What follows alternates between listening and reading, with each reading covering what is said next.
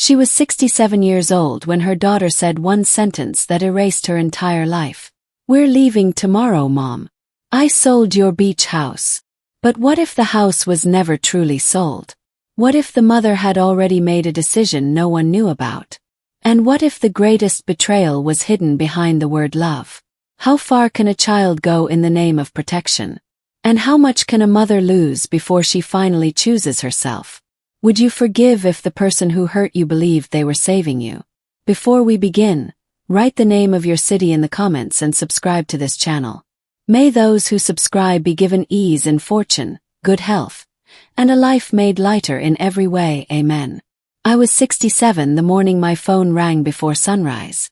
I remember the sound clearly because my house was quiet in the way only old houses get quiet, when the walls seemed to listen back. I was standing at the kitchen sink, rinsing a chipped mug I had owned since my 30s. Outside, the ocean wind from Driftwood Point pressed softly against the windows, carrying salt and the low cry of birds waking up. My name is Maribel Holloway, though most people in this town call me Belle.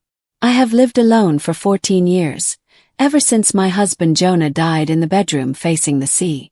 Every morning since then, I wake at the same hour, boil water, and stand by the sink long enough to remember that I am still here. The phone rang again, sharp and impatient. I wiped my hands on a towel and answered. "Mom," Rowan said. "We are leaving tomorrow." Her voice was steady, already decided. Rowan had always spoken that way, even as a child. She did not ask. She announced. "Leaving where?" I asked. "Back to the city. Have everything arranged." I leaned against the counter. The kettle behind me began to hiss, but I turned it off without looking. Rowan lived 3 states away, in a city full of glass buildings and fast voices. She visited twice a year, sometimes less. Each visit came with lists, folders, and plans for my life. Then she said it. "I sold the beach house." For a moment, I thought I had misheard her. The sound of the sea outside kept moving, steady and unconcerned. My chest tightened, but my face did not change. "You sold it," I said. "I signed the papers yesterday. We got a good price. You do not need to worry anymore." I let out a short laugh before I could stop myself. It surprised me as much as it surprised her. "Mom," she said quickly. "Are you all right?" "I'm fine," I said. "Forgot one thing." "What thing?" she asked. "You forgot to ask me." There was silence on the line. I could hear her breathing, controlled and shallow. "I did this for you," she said. "You cannot live alone anymore. That house is too big. Too isolated. Something could happen." Something already happened, I thought, but I did not say it. "We will talk tomorrow," she continued. "I will pick you up at 10. The line went dead before I could answer. I stood there for a long time, phone still in my hand. The kettle had gone quiet. The mug sat clean and empty on the counter. Outside, the ocean kept its rhythm, as it always had. That house was not just wood and walls. Jonah and I built it when Rowan was still small, back when Driftwood Point was nothing more than a gas station, a post office, and a stretch of land no one wanted. Jonah said the sea would teach our daughter patience. He was wrong about many things, but not that. I carried my mug to the small table near the window and sat down. The chair creaked under my weight. My knees ached, as they did every morning, but the pain grounded me. It reminded me that I was still inside my body, still capable of choosing when to stand and when to sit. Rowan believed she had saved me. That was the hardest part. She thought love meant control, and protection meant removal. She had grown up watching me hold things together after Jonah died. She never saw what I let fall apart when she was not looking. I looked toward the hallway that led to the bedroom where Jonah took his last breath. The door was closed, as it always was. Some mornings I opened it. Today I did not. After breakfast, I put on my coat and walked down to the shore. The sand was cold beneath my shoes, firm with last night's tide. Elias Crow was already there, sitting on the old bench near the rocks. He came every morning at the same hour, carrying a thermos and a folded newspaper he never read. He looked up when he saw me and nodded. "Early call," he said. "You heard the phone?" I asked. He smiled faintly. "Sound travels here." I sat beside him. The bench was damp, but I did not mind. My daughter sold my house, I said. Elias did not react right away. He had known Jonah longer than anyone else in this town. He knew the walls of that house better than some people know their own families. Did she now? He said quietly. She thinks I do not know what is best for me. Elias took a slow sip from his thermos. And do you? I looked out at the water. The horizon was pale, almost white, as the sun climbed behind thin clouds. I made my choice a long time ago, I said.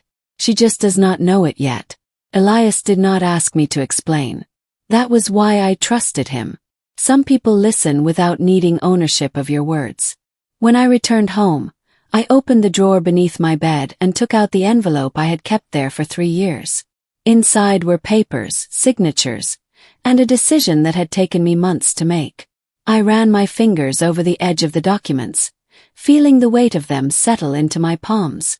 Rowan believed tomorrow would be the end of something. For me, it was only the beginning of what I had already chosen. I placed the envelope back in the drawer and closed it gently. Then I began to pack, not because I was leaving, but because I wanted to be ready. I packed slowly, not because my body demanded it, but because my mind needed time to walk through each memory before letting my hands move on. The bedroom smelled faintly of cedar and old paper. Jonah used to say the smell meant the house was breathing. I believed him then. I opened the closet and stared at the clothes hanging inside. Most of them were mine. Some were still his. Rowan had told me many times to give those away. She said they kept me stuck. She did not understand that I stayed because I chose to, not because I was trapped. I placed my palm against one of Jonah's jackets. The fabric was worn thin at the elbows.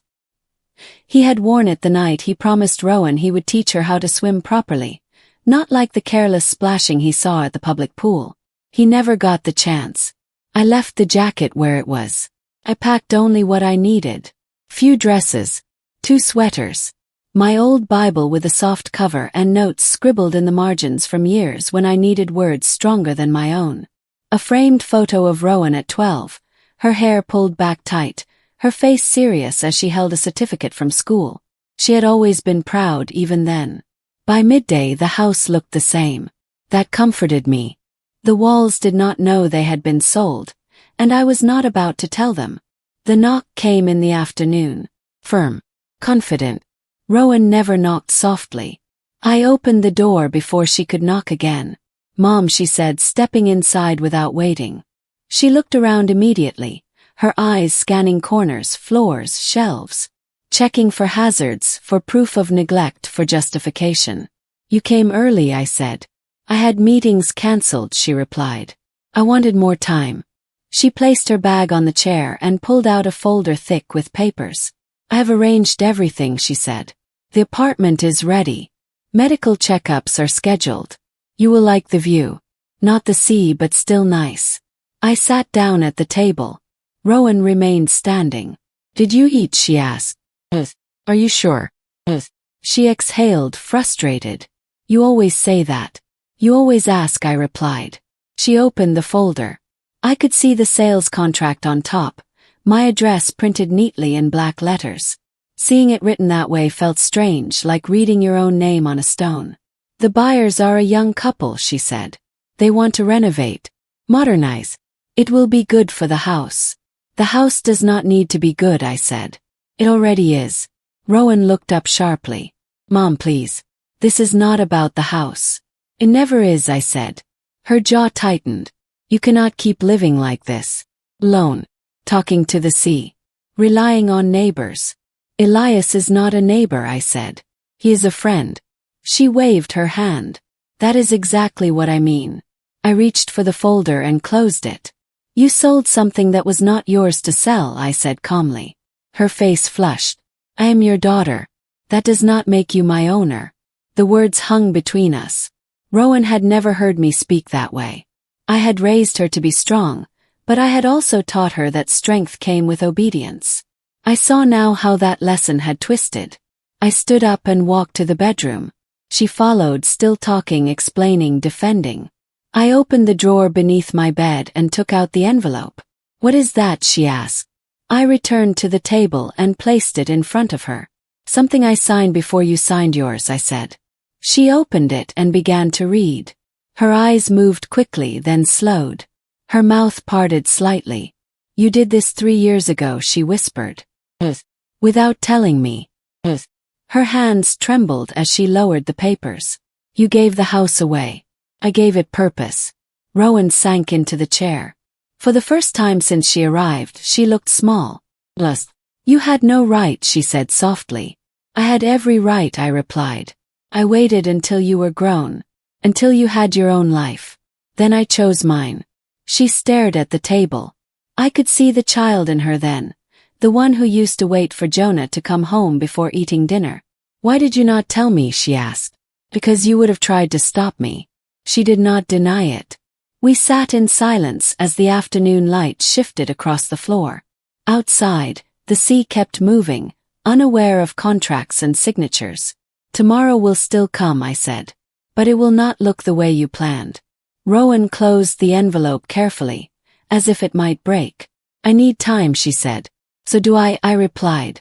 She stood, picked up her bag and walked to the door. I will come back tomorrow, she said. I watched her leave, knowing that some truths do not enter the heart all at once. They arrive slowly like the tide, reshaping everything they touch. After Rowan left, the house felt heavier, as if it had been holding its breath during our conversation and now exhaled all at once. I walked from room to room, not to check what remained, but to remind myself of what had already been released. The living room windows faced the sea. Jonah had insisted on that. He said light should arrive before visitors do. I stood there for a long time, listening to the waves strike the shore in steady repetition. Each sound felt like a footstep from the past, walking through me without asking permission. That evening Elias knocked on the door. This time he waited. You all right, Belle? He asked when I opened it. I stepped aside and let him in. He removed his hat and held it in his hands, a habit he kept for serious moments.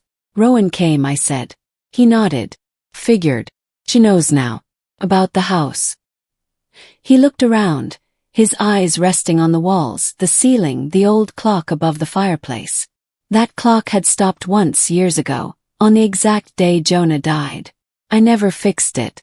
Elias knew that. How did she take it? He asked. Like someone who thought the ground was solid, I said, and then discovered it was water. He did not smile. We sat in the living room, the space between us filled with unspoken history. Elias had been Jonah's friend before he became mine. After Jonah died, Elias helped me fix the roof, mend the fence, carry groceries when my knees gave out. He never crossed a line, never asked for more than I could give. Do you remember the night Jonah did not come home? Elias said quietly. Closed my eyes. The storm had come fast. Jonah had gone out to secure the boat of a neighbor who was away. He always did that. Said community mattered. I stayed home with Rowan, angry at him for leaving dinner on the table. The call came near midnight. Elias had been the one to find him. He died doing what he believed in, Elias said. I opened my eyes. He died alone. Elias swallowed. So did many good men. That night after Elias left, I could not sleep. I lay in bed staring at the ceiling, listening to the wind press against the walls. I thought about the years after Jonah's death. How I learned to cook smaller meals. How I stopped setting 2 cups on the counter.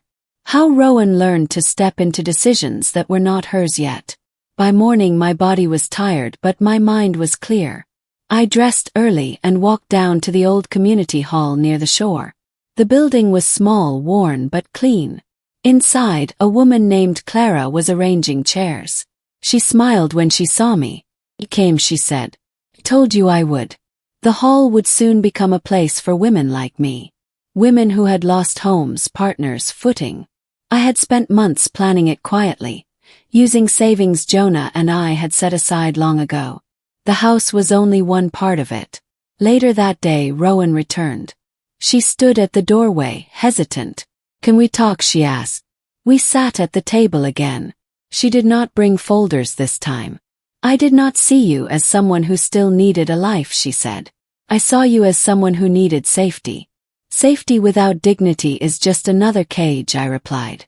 Her eyes filled, but she did not cry. I was afraid of losing you, she said. You cannot lose someone by letting them choose, I said. You only lose them by trying to hold them still. She nodded slowly. That evening we walked together to the shore. Rowan had not walked there since she was a teenager. The sand shifted under her feet, unfamiliar. I forgot how loud it is, she said. It reminds you that you are small, I replied. And that you still matter. She did not answer. As the sun sank, I felt the weight of years lifting, not because pain had vanished, but because it had finally been shared. Rowan stayed the night. She slept in the room that used to be hers, though most of her childhood things were long gone. I heard her moving in the dark, opening drawers, closing them again, like she was searching for something that no longer had a name. I woke before dawn, as I always did. My bones protested when I stood, but the pain was familiar and honest. I made coffee and sat at the table, waiting. When Rowan joined me, her hair was loose, her face unguarded in a way I had not seen since she was young. I did not sleep much, she said. Neither did I replied. She wrapped her hands around the mug and stared into it. You never told me how lonely you were after Dad died, she said. I did not want to make you responsible for my grief. She looked up. I was already responsible. I just did not know it. There are things mothers keep quiet, I said. Not because they are unimportant, but because they are heavy. She nodded slowly. After breakfast, we went through the house together. Rowan paused in places she had not looked at in years. She touched the wall where her height had been marked in pencil. She stood in the doorway of the bedroom where Jonah died, her breath catching when she realized what room it was. I was angry at him, she whispered. That day. So was I. She turned to me, eyes wide. You never said that. I was afraid anger would make his death uglier than it already was. She pressed her lips together, fighting tears. We drove into town later that morning. Rowan insisted on driving, her hands tight on the wheel. Driftwood Point looked smaller through her city eyes, but it had not changed. The same diner, the same hardware store, the same people who nodded when they saw me. At the community hall, Clara greeted us. Rowan watched as women arrived, some older than me, some younger, all carrying something they could not put down. What is this place? Rowan asked. Beginning, I said. She listened as I explained. How the house would fund the hall. How Elias would help manage repairs. How women could stay here while they rebuilt their lives. You planned all this alone, she said. I planned it quietly. She stepped outside while I finished my conversation with Clara. When I joined her, she was standing near the steps, staring at the ocean. I thought love meant making decisions so the other person did not have to, she said. Love also means trusting someone to decide for themselves, I replied. Her shoulders sagged. I was so busy being strong, she said, I forgot to be kind.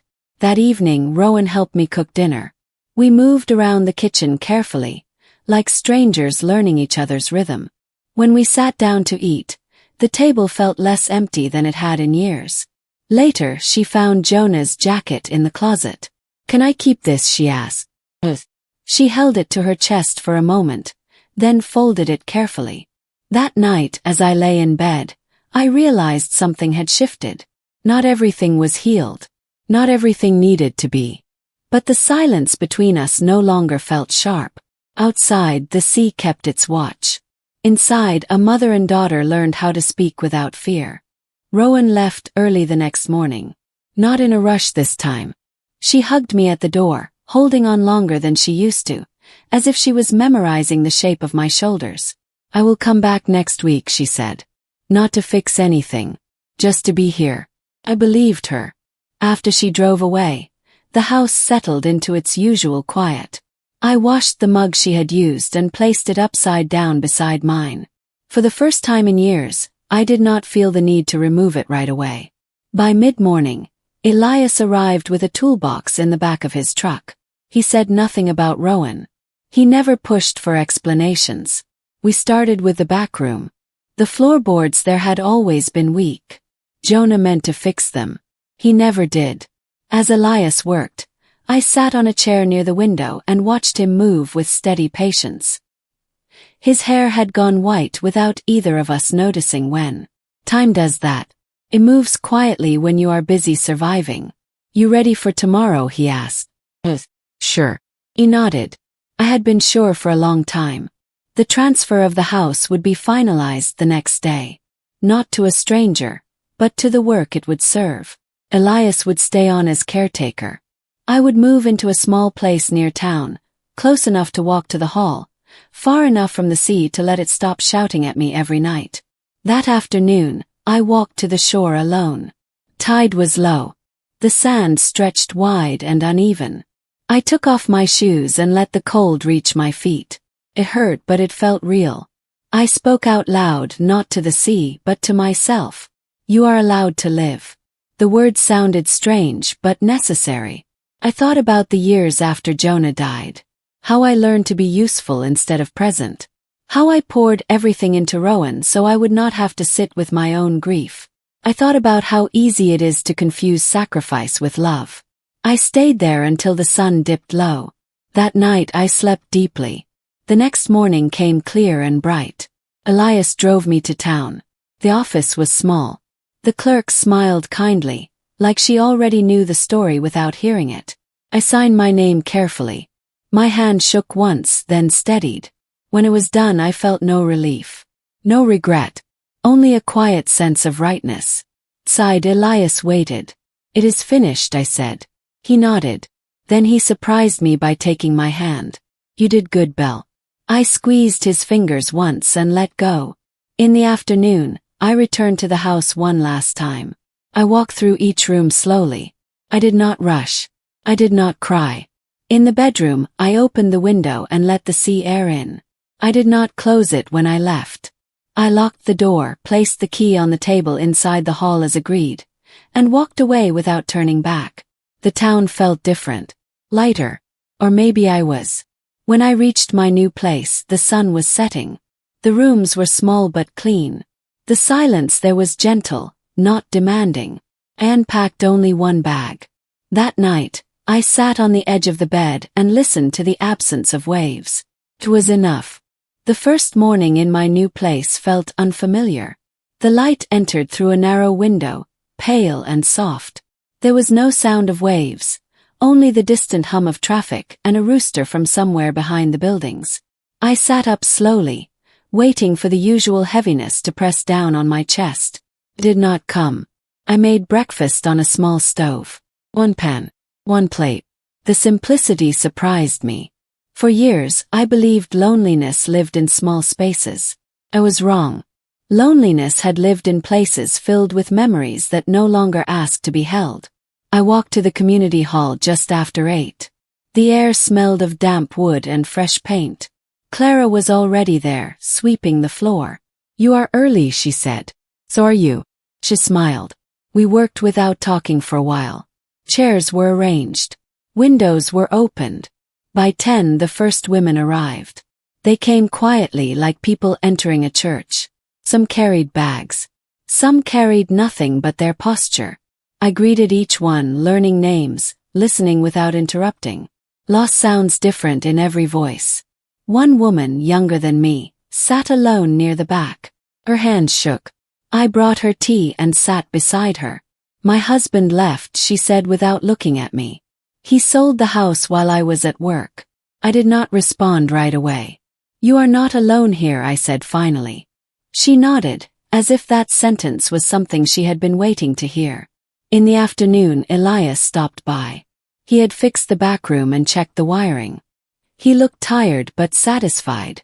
Rowan called that evening. She did not talk long. She did not give advice. I am proud of you, she said. I closed my eyes at the sound of it. I am proud of you too, I replied. That night, I sat on my bed and opened my Bible. The pages fell to a passage I had marked years ago, during a time when I prayed more than I spoke. I read slowly, letting the words settle without trying to turn them into answers. I realized then that staying takes as much courage as leaving. The next weeks passed in steady rhythm. The hall filled. The town noticed. Donations came quietly. So did stories. Some women stayed for days. Some for months. Each one left something behind. Each one took something too. One evening, Rowan visited again. She helped cook at the hall. She listened more than she spoke. When she hugged me goodbye, it felt like something unfinished had finally closed its circle. As I walked home under the streetlights, I felt tired in a way that did not hurt. I was no longer waiting. Continue. Episode 7. The Weight of Proof. The first real conflict at the hall arrived quietly, the way trouble usually does. It came in the form of a letter slid under the door one morning, folded once and signed. The words inside were careful but sharp. It questioned my right to manage the place. It questioned my intentions. It questioned whether a woman my age should be trusted with responsibility instead of rest. I read it twice, then folded it back the same way it had arrived. My hands were steady. I had lived long enough to recognize fear when it disguised itself as concern. Clara saw my face and asked what was wrong. Nothing new, I said. But something old had returned. The voice that said I should step aside. That my time had already passed. That giving was only acceptable when it did not disturb the order others were comfortable with. That afternoon, a man from the town council came by. He spoke politely. He asked many questions. He used the word safety often. He did not ask the women inside how safe they felt. I answered calmly. I showed him documents. I showed him schedules, budgets, plans. I did not raise my voice. When he left, the hall felt tense. The women noticed. One of them, Margaret, older than me by a few years, stood up. They did this to me too, she said. When I tried to start again, they said I was fragile. The room filled with murmurs of agreement. That night I did not sleep well. Doubt has a way of slipping in when the lights go out. I thought of Rowan, Jonah, of the house by the sea. I wondered if I had taken on more than I could carry. In the morning I returned to the hall early. Elias was already there, fixing a loose hinge. They can question the place, he said without looking up. But they cannot question what it has already done. By noon the women gathered. Without being asked they spoke. One by one they told their stories to the council members who returned that day. Voices shook. Hands trembled. Truth did not. I sat in the back and listened. When it was over, the room was quiet. The council members left without argument. Proof does not always come from documents. Sometimes it comes from endurance. That evening I walked home under a sky heavy with clouds. My legs ached. My heart did not. I understood then that sincerity is not softness. It is the strength to remain when leaving would be easier. The betrayal did not come from strangers. It rarely does. It came from someone I trusted with keys and quiet conversations. Her name was Linda. She had volunteered at the hall from the beginning. She spoke gently. She listened well. I gave her responsibility because I believed kindness meant loyalty. One afternoon, Clara came to me holding her phone, her face pale. "You need to see this," she said. The message was from a local reporter. They had received information suggesting misuse of funds. Numbers. Enough to raise suspicion. I knew immediately who it was. I asked Linda to meet me that evening. She arrived late, eyes darting, smile thin. I needed help, she said before I asked anything. My son. His debts. I thought I could replace it before anyone noticed. How much, I asked. Enough to hurt, she said. I did not shout. I did not accuse. I listened.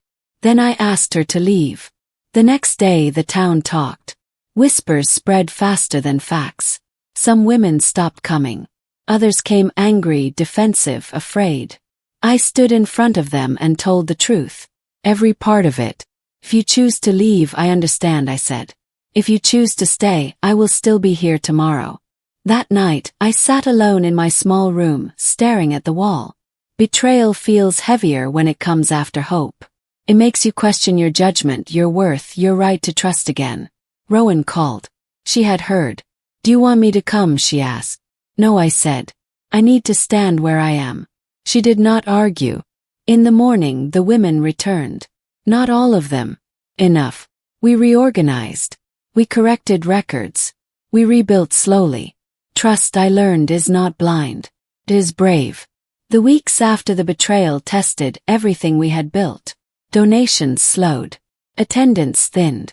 The hall echoed in ways it never had before. I cleaned chairs that no one sat on. I brewed tea that went cold. Each morning I still opened the doors. Elias came more often. He fixed what broke. He never asked why I kept going. One afternoon, Rowan arrived unexpectedly. She did not bring advice or solutions. She brought groceries and silence. We cooked together in the small kitchen behind the hall. The rhythm felt natural now. When she left that evening, she kissed my cheek and said nothing else. Slowly, people returned.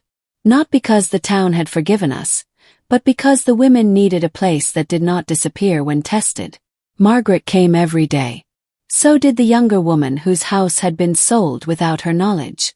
She started helping new arrivals find beds, clothes, courage. I watched and understood something important. Proof is not loud. It is repetition. One night as I locked up, I felt a sharp pain in my chest. Passed quickly, but it left me shaken. I sat on the steps until my breathing slowed. Elias found me there. "You need to rest," he said. "I will," I replied. "Just not yet." He helped me up. As we walked home together, I knew my body was reminding me of limits. I also knew my heart was full in a way it had not been for years. Staying had cost me comfort, had given me meaning. The pain returned in the early morning hours, sharper this time. I woke sitting upright, my hand pressed against my chest, my breath shallow. The room felt smaller than it ever had. I waited. I listened to my body instead of arguing with it. When the pain eased, I dressed slowly and walked to the hall. The sun was just rising. The doors were locked. I stood there for a moment, key in hand, and felt the weight of every choice that had brought me here. Inside, the hall was quiet. The chairs were lined up. The floor was clean. Proof of care does not announce itself. I sat in the front row and rested my hands on my knees. Thought of Jonah, of the house by the sea, of Rowan as a child, waiting at the window. I thought of the women who had slept safely under this roof. I thought of Linda, and of forgiveness that might come later when it was ready. Elias arrived just after 9. "You look tired," he said. I replied. He sat beside me. We did not speak for a while. "You left the window open," he said finally. "Which one?" "The one that matters." I smiled faintly. Rowan arrived before noon. She took one look at me and understood. We sat together, not as mother and daughter managing each other, but as two women who had learned how to stand without holding on too tightly. I did not close the hall that day. I did not make speeches. I let the women come and go. I listened. I rested when I needed to. That evening, as the sun lowered, I locked the door and stood for a moment in the quiet. Some doors are not meant to be closed. They are meant to be watched, cared for, and left open just enough for someone else to step through. This story is a work of fiction. The characters, events, and situations are created to feel real in order to deliver meaningful life lessons. Any resemblance to real people or real events is purely coincidental. Thank you for listening to this story. If this story touched you or made you reflect, please leave a comment, like the video, and subscribe to the channel so you will not miss future stories.